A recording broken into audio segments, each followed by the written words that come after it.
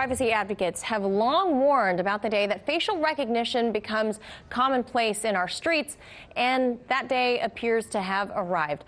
A recent experiment by the New York Times took advantage of 3 live stream cameras in central Manhattan that are available to the public online to test out just how easily they could match New Yorkers passing by the camera to public profiles and pictures.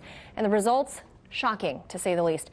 Here now to break down just what we can take away from this story, investigative journalist Ben Swann. All right, Ben, this is your worst nightmare happening, coming to fruition. If a team of New York... Yes, it pretty much is. Yes. If some, let's call them the crack team at New York Times, they were able to construct this kind of system on the fly, just using LinkedIn pictures, Google searches, other social media, it worked. So how powerful could something like this be, especially if you were the government and you had facial recognition technology and the tools and the access to the DMV and law enforcement profiles? I mean, how terrifying. Yeah, so I don't think the question is how powerful can it be in the hands of government. The question is, how powerful is it now in the hands of government? Because it's already in the hands of local police and federal police, federal entities. It's already there in terms of the surveillance infrastructure built out, private cameras, cameras owned by cities and municipalities stationed all around the country. And you know, I like how you said the crack team at the New York Times. Look, if a group of Goombas at the New York Times can put together a facial recognition program using, you know, public cameras and a $60 facial recognition piece of software and be able to identify people using, essentially the guy that they identified, by the way, a professor, they only had the side of his face in the shot and they were able to match it to a social LinkedIn profile. It's incredible how they were able to do it. It speaks volumes to the level of sophistication within the technology for facial recognition. Yeah. It also speaks volumes to the ability of anyone to be tracked anywhere they go at all times. Privacy is no more in our current surveillance state. And you know, Ben, a lot of these CCTV cameras, like this one in the story, it actually belongs to private entities or companies because it's you know placed on their properties. It's not like in the UK or a lot of European countries where these are prevalent. You know, it belongs to the state. Though this one was not directly linked to the police. So people are telling us not to worry right now. It's not linked to anything. But is this it's a credible threat, right?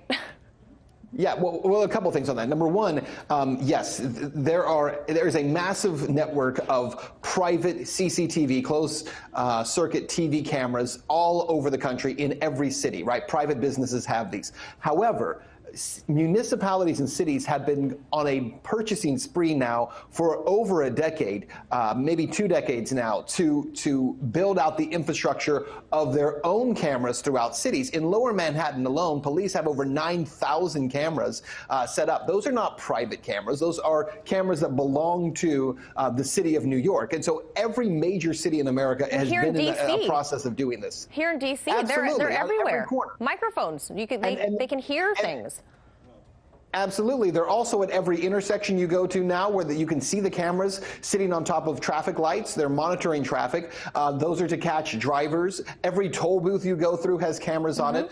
So they're everywhere. But also the idea that government cannot hack into or access with a warrant any closed circuit video out there is ridiculous too. They absolutely can access all of that. So I think the question is this. It comes down to, this is no longer a question of can we. We know that we can. People can be tracked all the time, everywhere they go, and there is no privacy. The question is, should we? And what limits do we now put on government and private citizens to surveil the population? That's the question. Well, let's also discuss the threat from hackers or other malicious people that want to do harm besides the U.S. government. And let's spread this out beyond CCTV mounted at a restaurant in Manhattan. What about, you know, the Ring doorbell? It's become widely used and popular. People's at-home cameras. There really is the death of privacy as the technology has advanced here in the U.S., isn't it? I mean, we're all in danger of being hacked because all these cameras are hackable.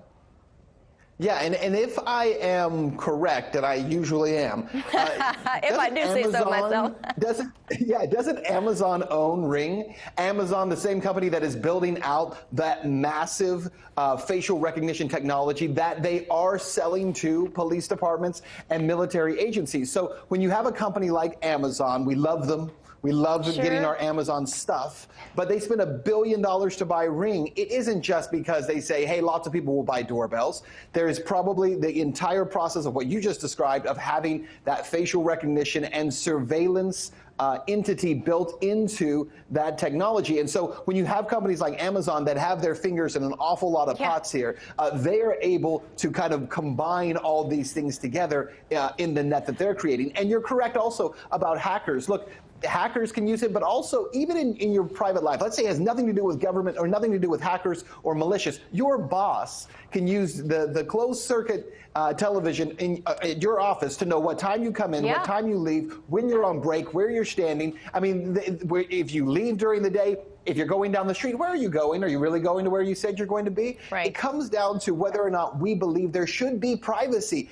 Does everyone have the right to know everything about everyone else all the time? And that's the real question. It is more of a moral question than it is a technological question. Yes, and now the government can also know when grandma comes to your house and when she brings you a pie or not. So, I mean, that's literally everything. That's right. All right, we'll leave it right what there. Kind of pie it is, and whether you like it or like that pie. That's right. As always, Ben Swann, I appreciate your input on this. All right, Manila, thanks. Hey YouTube, thanks for checking out our channel. We hope you enjoyed the video. We have tons of content for you just like this. For more of RT America's one-of-a-kind news and analysis, be sure to subscribe and never stop questioning more.